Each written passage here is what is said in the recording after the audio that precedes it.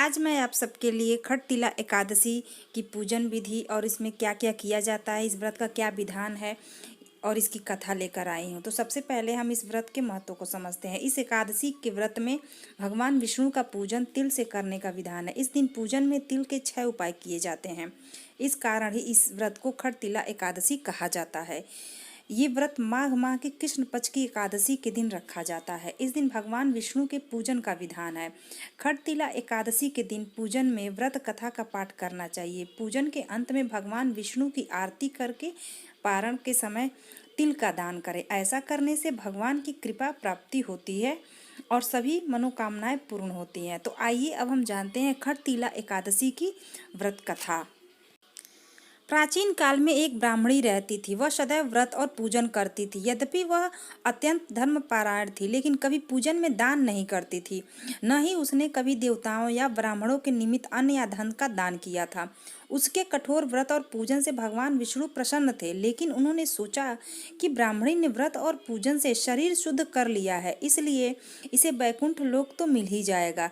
परंतु इसने कभी भी अन्न का दान नहीं किया है, तो वैकुंठ लोक में इसके भोजन का क्या होगा।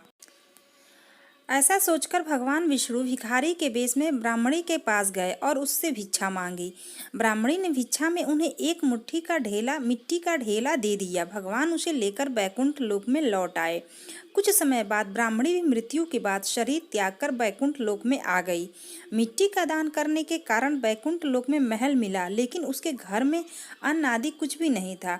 ये सब देखकर वो भगवान विष्णु से बोली कि मैंने जीवन भर आपका व्रत और पूजन किया है, लेकिन मेरे घर में कुछ भी नहीं है। भगवान ने उसकी समस्या सुनकर कहा कि तुम वैकुंठ लोक की देवियों से मिलकर खटतिला एकादशी का व्रत और दान का महात्मा सुनो, उसका पालन करो। तुम्हारी सारी भूल गलतियां माफ होंगी और मनोकामनाएं पूरी होंगी। ब्राह्मणी ने देवियों से खटतिला एकादशी का महात्मा सुना और इस बार व्रत करने के साथ तिल का दान किया। मान्यता है कि खटतिला एकादशी के दिन व्यक्ति जितने तिल का दान करता है, उतने हजार वर्ष तक वैकुंठ लोक में सुखपूर्वक बिताता है। खटतिला एकादशी में तिल का 6 प्रकार से प्रयोग किया जाता है। आइए जानते हैं कि तिल का 6 प्रकार से कैसे प्रयोग किया जाता है। तिल से स्नान किया जाता है, तिल का उबटन लगाया जाता है, तिल से हवन किया जाता है, तिल का तर्पण भी किया जाता है, तिल का भोजन और तिलों का दान।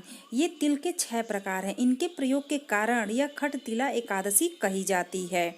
इस व्रत के करने से अनेक प्रकार के पाप नष्ट हो जाते हैं। एक बार नारद जी ने भगवान विष्णु से भी खटतिला एकादशी के बारे में ही प्रश्न किया था कि तो नारद जी को भगवान विष्णु ने बताया था कि खटतिला एकादशी का क्या महत्व है।